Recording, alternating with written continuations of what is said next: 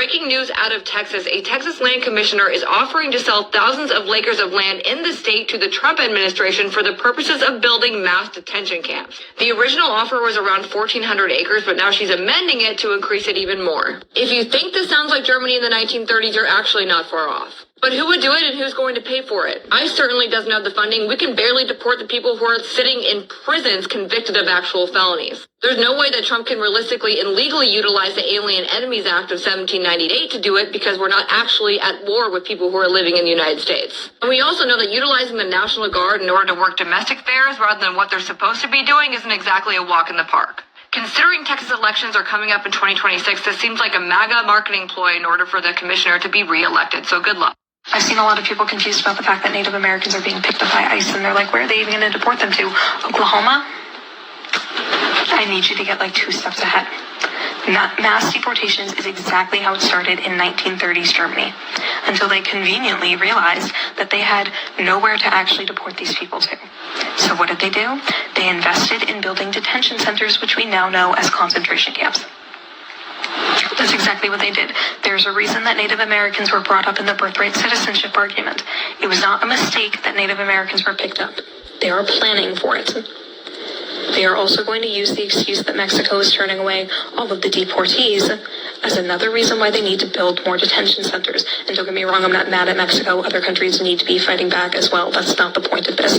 But they are going to use it as an excuse to give government contracts to private prison companies to build more detention centers. That is the plan. It is why private prison companies are investing so heavily in Congresspeople's campaign funds and why Congresspeople are investing so heavily in private prison systems stocks. AOC literally just commented on this. That is the plan. The plan is concentration camps. They are going to find loopholes in laws like the Patriot Act, which allow for people to be stripped of their due process if it's a national security concern. And they're going to find loopholes like the 13th Amendment that allows for slavery in prison. And they're going to use those loopholes to charge these people with crimes that have life sentences, no due process, and they are going to use them for slave labor. They are planning concentration camps. Please get ahead. Trump admin questions Native Americans' birthright citizenship in court. And I read the article. This is not clickbait. This is very real. As some of you may or may not know, Trump is trying to attack birthright citizenship, specifically targeting immigrant families. And they're trying to get this through by referring back to a Civil Rights Act of 1866, using the quote, all persons born in the United States and not subject to any foreign power, excluding Indians not taxed. Yeah, that's the quote that they picked out. And here from the Trump administration, this quote is basically saying, hey, this law thinks that Native Americans aren't citizens. So children of undocumented people shouldn't be citizens either. That is the quote. That is what this quote is saying. So now they're questioning Native American birthright citizenship while also trying to strip away the 14th Amendment in order to eliminate the illegal migrants, which we all know that will extend to also Native Americans and then most likely African Americans as well. Since Native Americans are loyal to their tribe and they have their own treaties and everything, they would need to denounce their allegiance to their tribe, which is honestly a horrible thing. And this is not to be mean when I say this, and this is more just for history.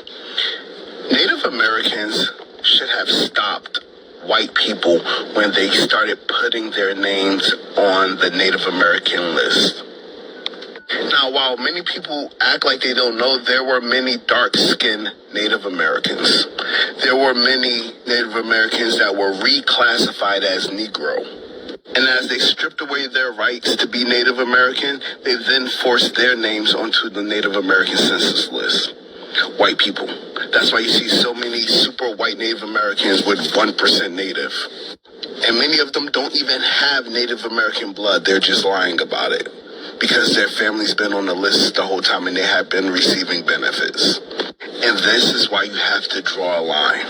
And when you see one group of people getting treated bad, you need to stop it at the door. Because once they're done with them, they are coming for you.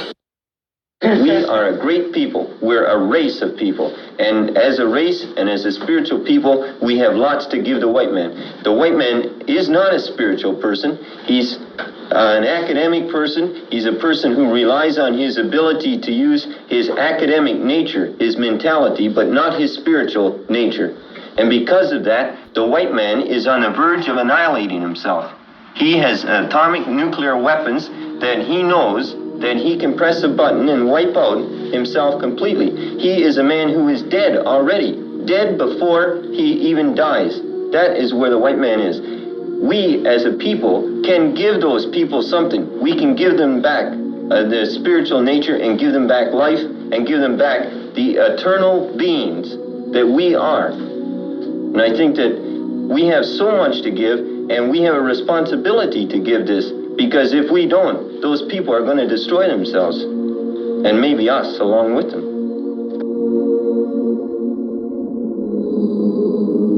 And married an Osage woman, he would gain control over her head right. So you basically had white men killing their Osage wives to gain control over their financial wealth.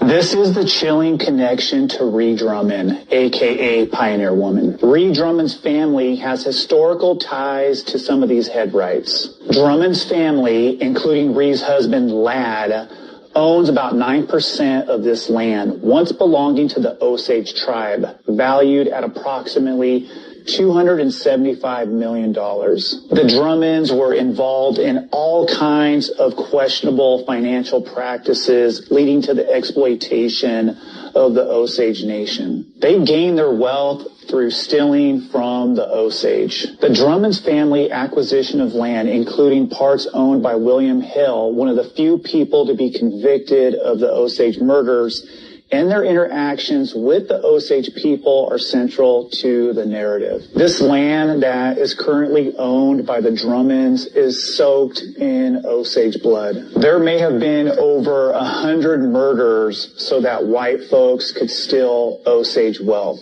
And the Drummond family to this day still controls a portion of some of these head rights. This is such a dark and ugly history. Feel free to share your thoughts in the comment section.